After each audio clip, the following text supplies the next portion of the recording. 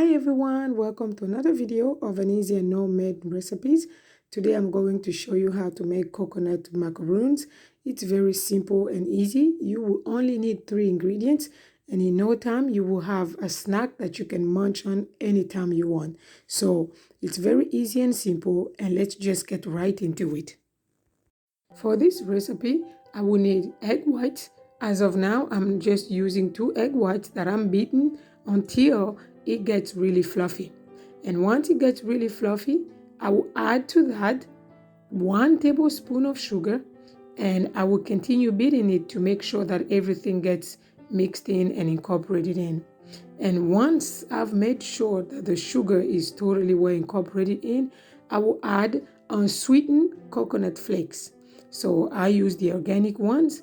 You can use whichever kind you want, but as of now, I use the unsweetened ones. That's why I'm adding sugar to it, to give a little sweet taste. So you can use whatever amount of sugar you want. The information for this recipe will be found in the description box down below. So once I'm done adding the coconut flakes, I'm adding another batch. So I'm using in total 2 cups of coconut flakes.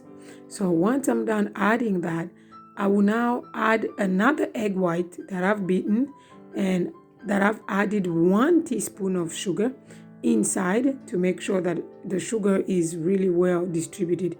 And once I'm done mixing everything together, I will now take a scoop that I will put my coconut flakes into it to give it a shape.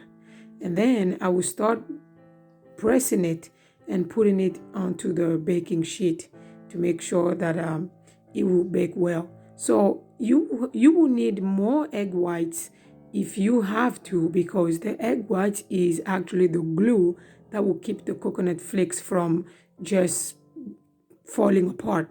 So once you've had that and you've made all the balls, you can see you preheat your oven to 350 degrees and you bake it for 20 minutes.